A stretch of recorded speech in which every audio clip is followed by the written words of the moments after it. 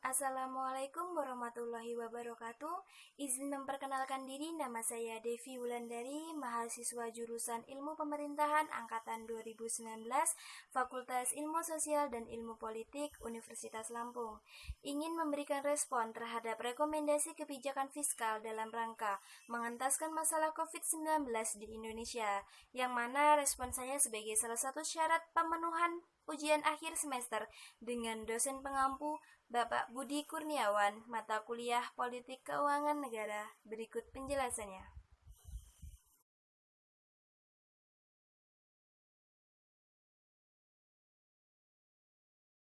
Kurva rekomendasi untuk menangani masalah COVID-19 dengan kebijakan fiskal.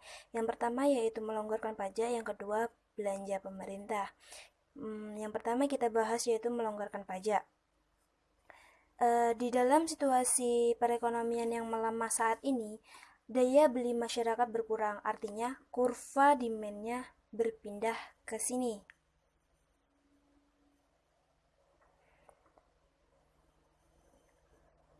Maka kurvanya akan berpindah di sini.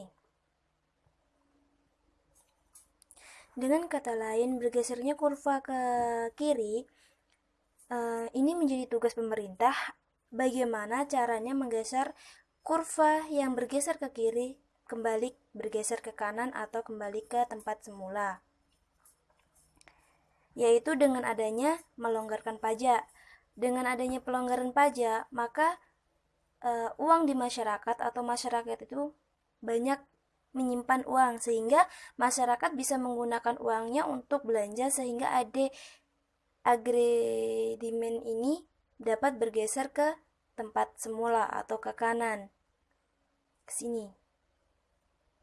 Jadi bergesernya ke kanan, maka dia bisa bertempat di tempat yang semula.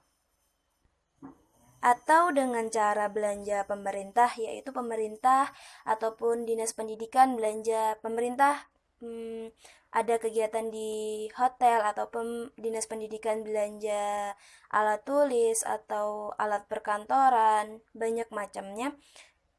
Itu pun bisa menghasilkan demand, dan demand tersebut dapat mendorong demand yang berada di kiri bergeser ke kanan, yaitu berada di sini. Dia bisa bergeser. Yang awalnya dari kiri bergeser ke kanan dan menuju tempat awal, yaitu di mana perekonomian Indonesia bisa stabil. Dengan adanya kebijakan fiskal tersebut, akan terjadinya multiplier effect atau di sini. Jika multiplier effect ini diterapkan dengan baik, maka akan mendorong kestabilan perekonomian atau berada di equilibrium stabil, atau perekonomiannya kembali ke tempat ke keseimbangan. Bisa juga dengan bantuan langsung tunai. Dengan kebijakan fiskal yang dilakukan pemerintah melalui bantuan langsung tunai dapat membantu masyarakat untuk membeli bahan pokok, seperti seumpama pemerintah itu memberikan bantuan langsung tunai ke masyarakat. Nah, masyarakat itu memiliki uang dan dia bisa membeli bahan pokok seperti telur, beras, sayuran, minyak, dan lain-lainnya, sehingga yang dapat sehingga yang mendapatkan dampak itu bukan hanya masyarakat dengan pemerintah melakukan kebijakan tersebut.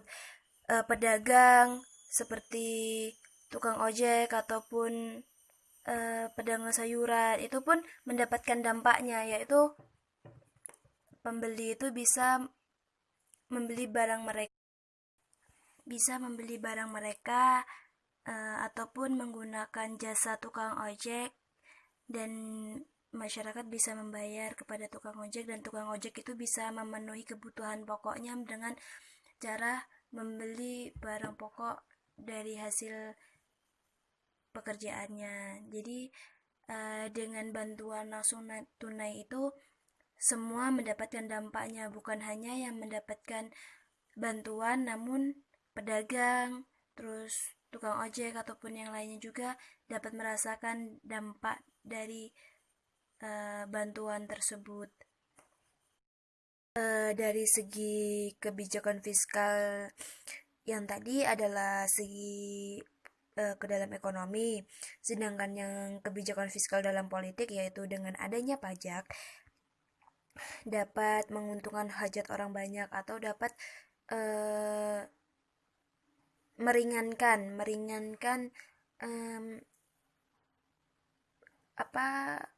biaya ataupun pengeluaran masyarakat gitu kan. Dengan keringanan pajak tersebut maka dapat membantu sebuah perusahaan ataupun sebuah instansi agar tidak mem-PHK karyawannya ataupun yang bekerja di situ, sehingga masyarakat pun dapat terbantu dalam segi ekonomi.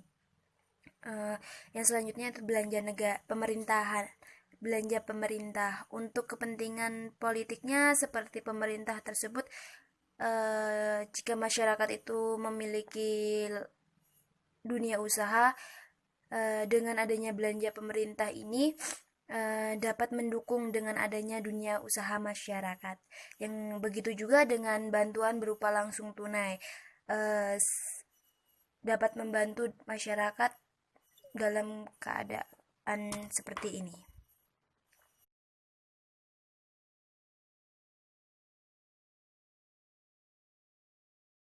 Baik, apa itu COVID-19? COVID-19 adalah penyakit akibat suatu coronavirus baru yang sebelumnya tidak teridentifikasi pada manusia atau semua.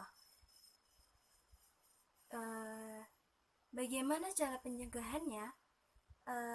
Yang saya tahu, cara pencegahannya untuk pribadi yaitu kita harus menjaga kebersihan lingkungan, kebersihan badan, selalu mencuci tangan, hindari tempat-tempat keramaian, jangan berkumpul-kumpul, bertemu ataupun berkumpul di suatu tempat,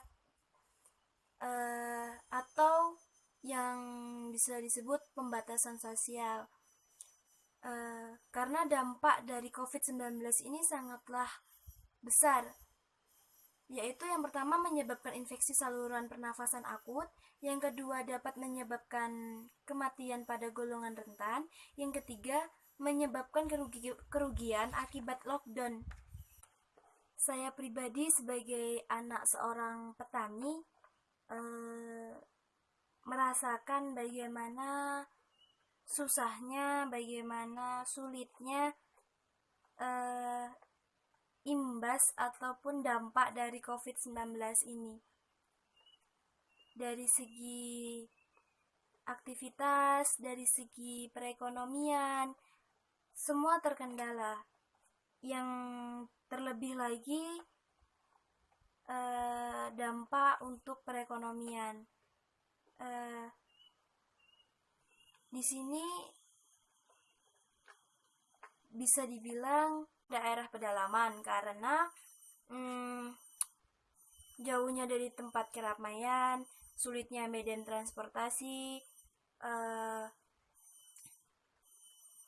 Contohnya yaitu jika mereka ingin mengeluarkan hasil kebun mereka untuk memenuhi atau untuk membeli kebutuhan pokok itu lebih sulit karena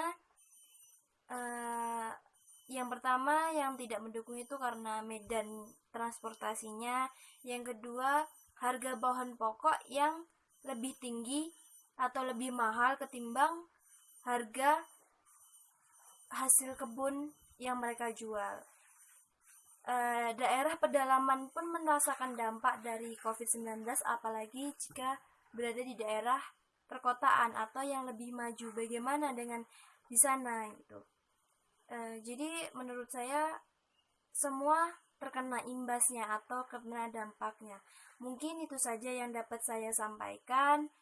Jika ada kesalahan saya mohon maaf. Saya akhiri. Wassalamualaikum warahmatullahi wabarakatuh.